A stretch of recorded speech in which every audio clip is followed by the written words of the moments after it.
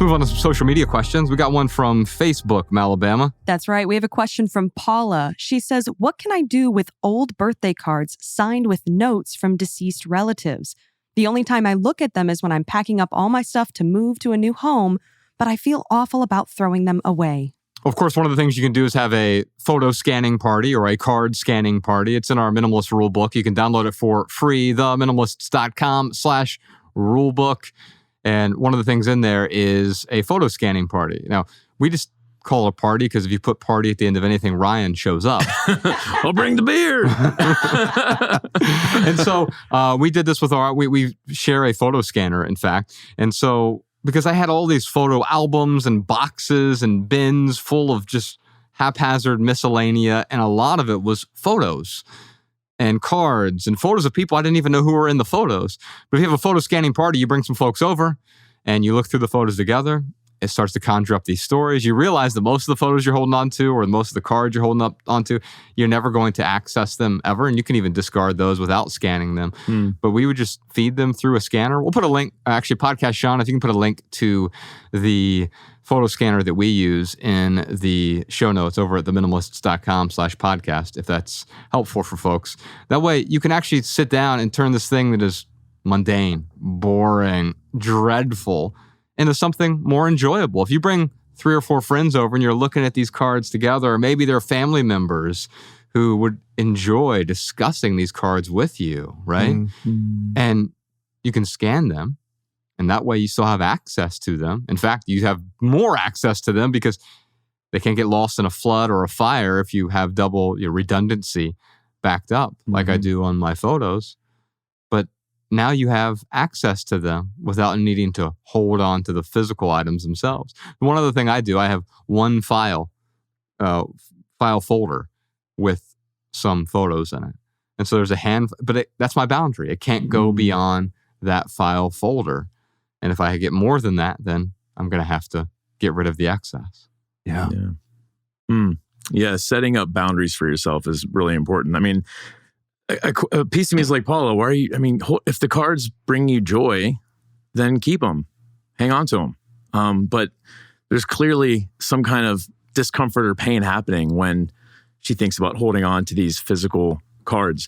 I know it's difficult to throw away or recycle something that someone gave you, especially someone that you really, really love and cherish, especially someone you love and really, really cherish, and then they're not there anymore. So, this is the last card that so-and-so gave me. And it feels like when you throw that card out, it feels like, oh, I'm throwing that person out or I'm throwing the relationship out. And that's just not the case. And I learned this after my packing party where I got rid of some letters that meant a lot to me that my mom wrote me during high school. And I scanned it, didn't want to let go of that piece of paper because it really represented something meaningful to me.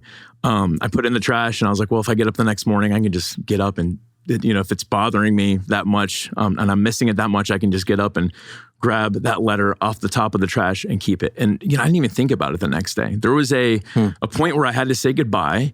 And that was difficult. But after I said goodbye, it really wasn't something that I was missing constantly. Yeah. Yeah, because as we often say, like in our last Netflix film, our memories are not in our things. Our memories are inside us. And the person is not in those things either. And so, yes, these things can trigger the memories that are inside us. That's why the photo scanning party works, or taking a picture of a physical item works, because you don't lose the trigger of the memory, but you don't have to hold on to the thing if it's getting in the way for you. Yeah. I remember when I was 20, my best friend from childhood, he passed away, heart failure, playing basketball, no previous conditions, anything like that. And I remember, when we buried his body and there's that moment where the coffin begins to descend, I just felt terrible because I felt like we're all about to leave my friend here. We're about to leave him here and we're about to go back to our lives and figure out, what we're going to do about work the next day, what we're going to do about eating and running our errands. And he's going to be left here. And what gave me the consolation and the strength was recognizing that, no, that's not my friend we're leaving behind, My friend already left. And we're doing this to honor the fact that he was here. And it was that understanding that gave me the strength to walk away.